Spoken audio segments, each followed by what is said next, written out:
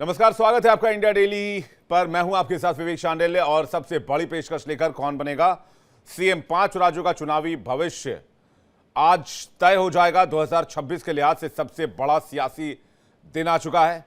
पश्चिम बंगाल में 2 चरणों में वोट डाले गए, बम्पर वोटिंग हुई। आज सभी की नजरें वोट काउंटिंग पर हैं। पश्चिम बंगाल की 294 सीटों पर ज्यादातर एग्जिट पोल पहली बार बीजेपी की सरकार बनाती दिख रही है। वहीं असम में बीजेपी के हैट्रिक के चांसेस नजर आ रहे हैं, जबकि तमिलनाडु में स्टालिन सरकार की वापसी हो सकती है। वहीं केरल में एलडीएफ यूडीएफ के बीच कांटे की टक्कर है। पुदुचेरी में बीजेपी के फिर से आने के आसार हैं। तो 5 राज्यों में क्या होने वाला है उसकी तस्वीर इंडिया डेली पर आप देख पाएंगे। मैं इंडिया डेली पर अब इस वक्त नंबर्स डालने जा रहा हूं, जो नंबर्स थोड़ी देर में रिफ्लेक्ट होने शुरू हो जाएंगे, क्योंकि 8 बजे सुबह से पहला रुझान आना शुरू हो जाएगा। और ये नंबर जो अभी इस वक्त आपको 0-0 में दिख रहे हैं, पश्चिम बंगाल में 294 सीटों पर अभी 0 रुझान है, क्योंकि सुबह 8 बजे से ये काउंटिंग शुरू हो जाएगी तो ये रुझान आपको दिखने लग जाएंगे। असम की 126 सीटों में अभी 0 रिजल्ट है, तो ये 0 रिजल्ट और 0 रुझान बदलने शुरू हो जाएंगे अब से थोड़ी देर में। और इसके अलावा तमिलनाडु की लाइव तस्वीरें आप देख रहे हैं, जहां पर काउंटिंग सेंटर के बाहर भारी पुलिस बल की तैनाती है। 5 राज्यों के सबसे सटीक, सबसे तेज, सबसे भरोसेमंद नतीजे आपको इंडिया डेली पर हम दिखाएंगे। और सिर्फ नतीजे ही नहीं दिखाएंगे, देश भर से आने वाले रिएक्शंस भी दिखाएंगे। आपको दिखाएंगे किस नेता का रिएक्शन क्या है, नेता क्या बयान दे रहे हैं आज के रिजल्ट को लेकर। तो ये 2 राज्यों की टैली इस वक्त आप देख रहे हैं। इसके अलावा टॉप पर आप देखेंगे तमिलनाडु के नंबर्स और नीचे आप केरल और पुदुचेरी के नंबर्स देखेंगे लगातार अपनी स्क्रीन पर। और काउंटिंग सेंटर्स की तैयारी भी जरा देख लीजिए। सुबह सुबह हर कोई कमर कस के तैयार है, चाहे वो पुलिस बल हो, कार्यकर्ता हो, नेता हो, पार्टी हो। हर दफ्तर में जश्न की तैयारी है, लेकिन जीतेगा कौन, हारेगा कौन और किसका पलड़ा भारी है, ये आज पता चलेगा जब नतीजे सामने आएंगे और रुझान मिलने लगेंगे।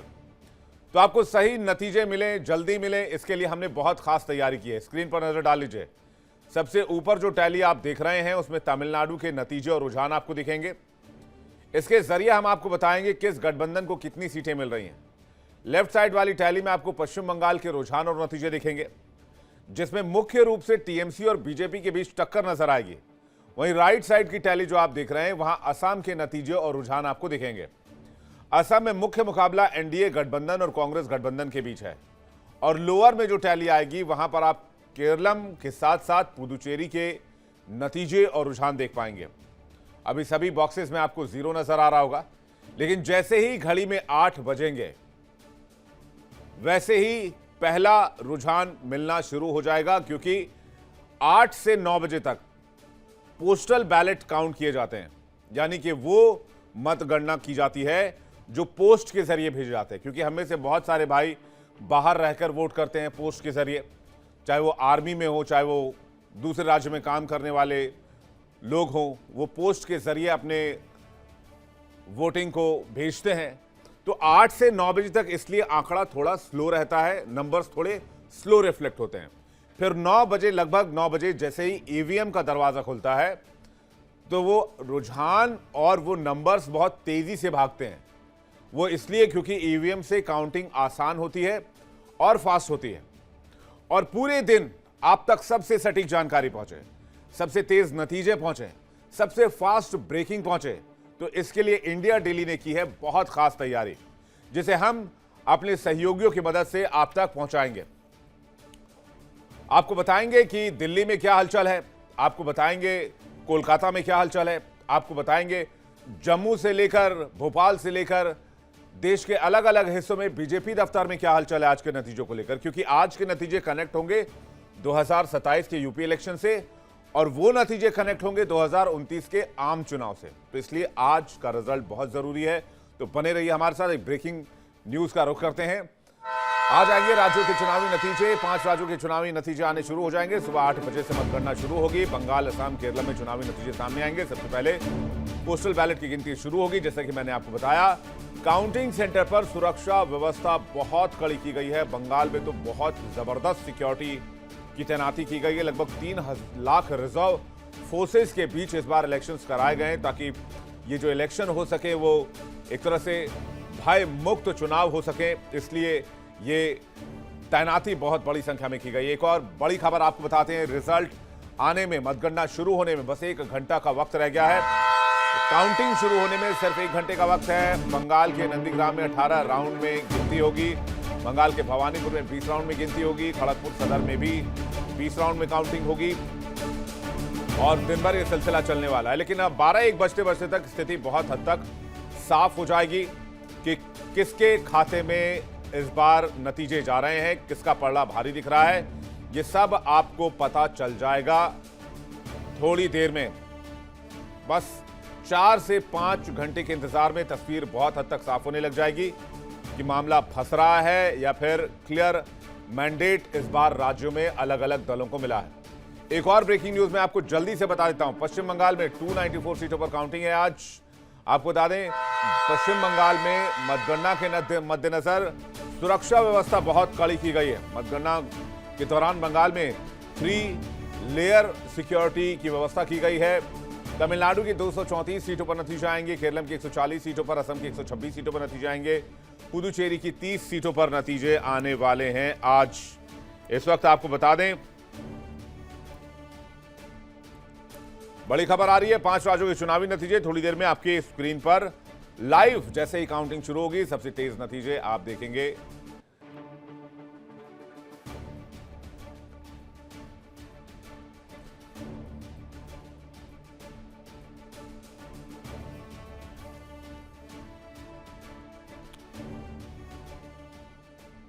तो सबसे बड़ा पैनल और सबसे बड़ी कवरेज आप इंडिया डेली पर देख पाएंगे। हमारे साथ इस वक्त मीनाक्षी जुड़ रही हैं सीधे दिल्ली बीजेपी दफ्तर से लाइव।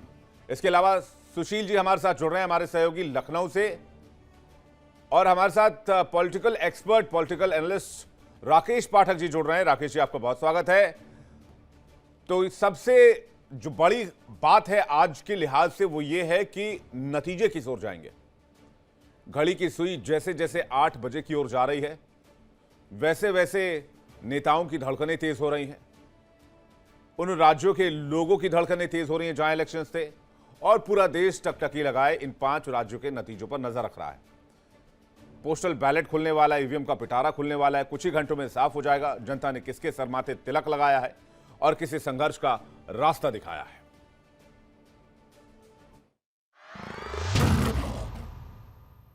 भाई हमें अपना जाल बुली खिलाओ।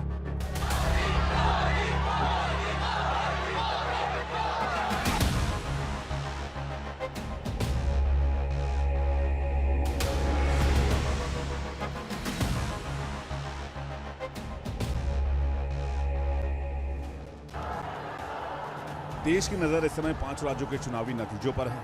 कहां किसकी सरकार बन रही है, ये सब कुछ ही घंटों में साफ हो जाएगा। ये साफ हो जाएगा किसे जनता ने मुहर लगाई और किसे मिला संघर्ष का नया रास्ता।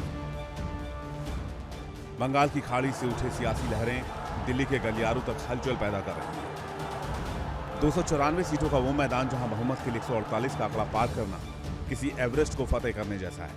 इस बार बंगाल का चुनाव सिर्फ वोटिंग नहीं बल्कि प्रतिष्ठा का जंग बन गया है।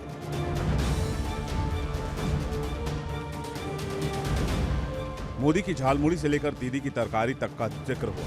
हावड़ा से लेकर हुगली तक हिंसा का तांडव दिखा। पहली बार किसी चुनाव में एनआईए की एंट्री हुई और 3.5 लाख सुरक्षा कर्मियों के साए में वोट डाले गए। बंगाल चुनाव में रक्त चरित्र भी दिखा। इन सब के बावजूद लोकतंत्र की खूबसूरती देखी। हिंसा के बीच बंगाल ने 92.93% मतदान कर नया इतिहास रच दिया। देखना यह है कि इस बार के नतीजे में मोदी की आंधी दिखती है या फिर दीदी कमाल कर जाती है।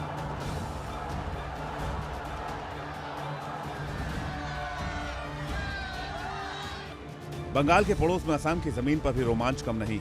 126 सीटों वाली इस राज्य में मुख्यमंत्री हिमंता बिस्वा शर्मा हैट्रिक के सपने देख रहे हैं। 2021 में 75 सीटें जीतकर सत्ता पर काबिज होने वाली बीजेपी के लिए क्या इस बार जीत की राह आसान होगी या विपक्ष कोई बड़ा उलटफेर करेगा। 64 का जादुई आंकड़ा ही तय करेगा कि हिमंता का विजय रथ आगे बढ़ेगा या विपक्ष इसे रोक लेगा।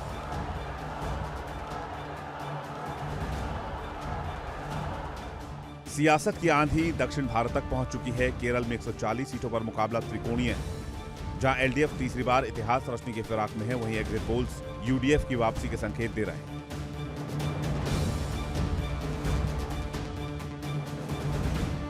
उधर तमिलनाडु की 234 सीटों पर एमके स्टालिन की साख दांव पर है। 2021 में 25 साल बाद पूर्ण बहुमत लाने वाली डीएमके के सामने इस बार सत्ता विरोधी लहर से निपटने की चुनौती है। क्या स्टालिन अपनी कुर्सी बचा पाएंगे या अन्ना द्रमुक और बीजेपी का गठबंधन कोई बड़ा चमत्कार करेगा?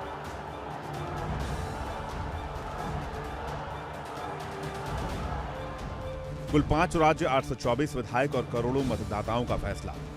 ईवीएम में बंद जनता का आदेश अब बाहर आने को बेताब है। हर राउंड के साथ किसकी धड़कन बढ़ेगी और किसके दफ्तर में जश्न मनेगा? क्या दीदी का किला ढहेगा? क्या हेमंता की हैट्रिक लगेगी? क्या दक्षिण के दुर्ग में बीजेपी सेंध लगा पाएगी?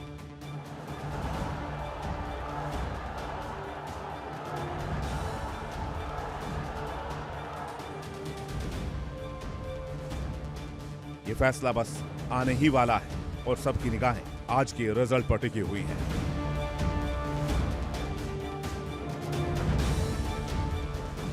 Bureau report, India daily.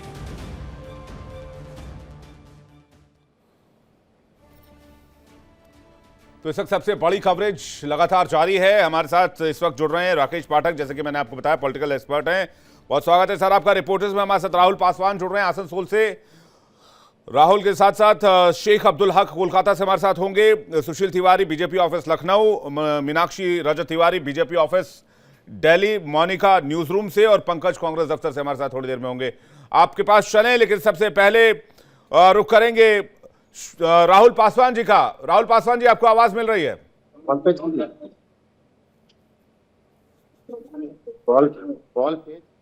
Rahul, आपको आवाज आ रही है मेरी? जल्दी मुझे लगता है राहुल तक आवाज नहीं जा पा रही है। मीनाक्षी के पास चलते हैं। बीजेपी हेड ऑफिस में क्या चर्चा है वो जानने के लिए। मीनाक्षी, क्या चर्चा है बीजेपी हेड ऑफिस में आज दिल्ली में?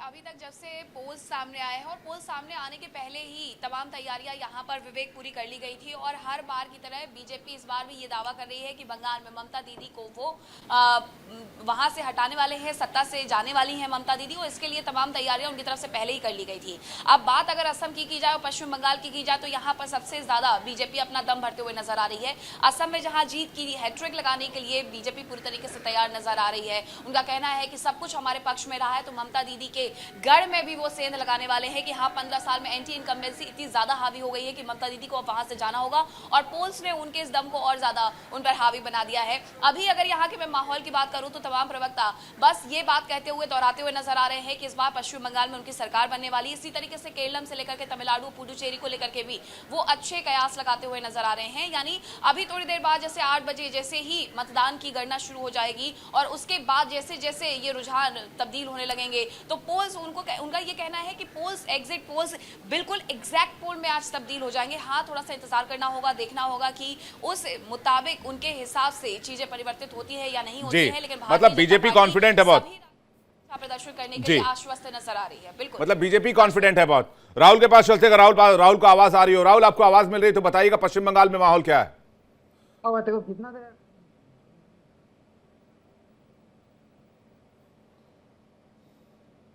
चलिए उनके पास दोबारा जाने की कोशिश करेंगे। मोनिका के पास न्यूज रूम चले, लेकिन उससे पहले सुशील जी का रुख करते हैं।